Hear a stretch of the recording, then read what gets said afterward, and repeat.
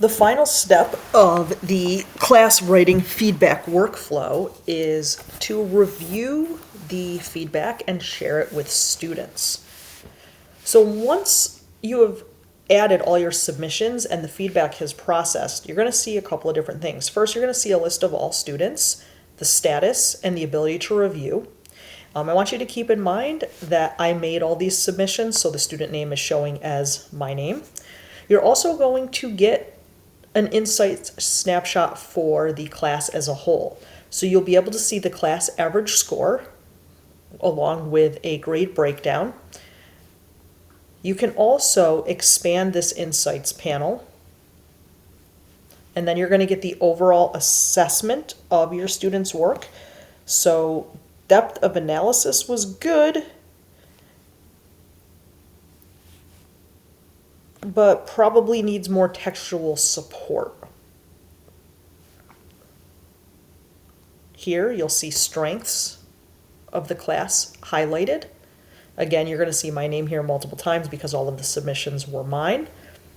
You'll see some areas of growth, some things to celebrate, and next steps.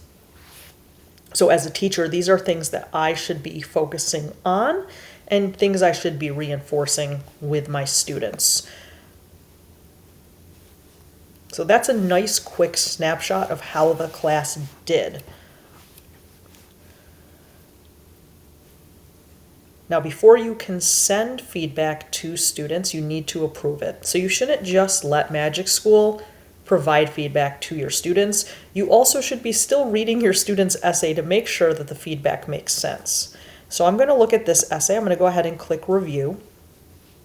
And what it's going to do is on the side here, it's going to list the feedback that I asked it to attach. And it's going to put it right in the document. So this is actually the student's document. So the glows and grows are here. I can edit this. So if I think this is too much, or if I don't think that this is correct, or if I want to add some additional strengths, I can edit this and make it my own. Grows would be areas essentially for improvement or where the student could grow their writing. Next steps would give some students some information on how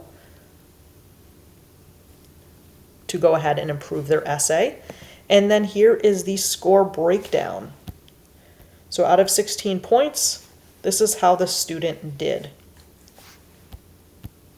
Now, if I feel that this is actually a perfect essay, I can go ahead and I can change this to 4 points and update their score.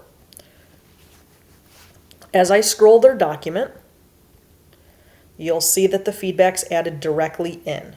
So their strengths, their areas for improvement, next steps, and how they did on each component of the rubric, followed by their essay. So what's nice is you can actually look at their essay here while you're reviewing the feedback.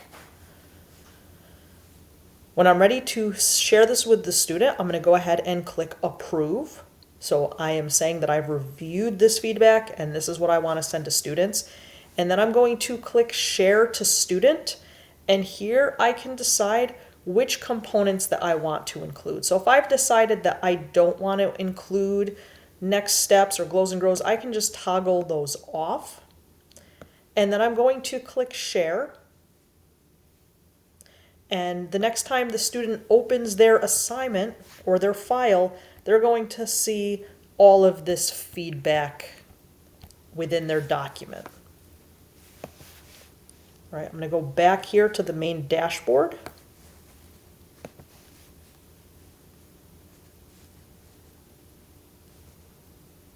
And I'm going to refresh, and I can see right here that this has been shared. And I still need to look at these two essays. If I want to add additional student submissions, maybe some students turned in work late, I can go ahead and use this button to add submissions.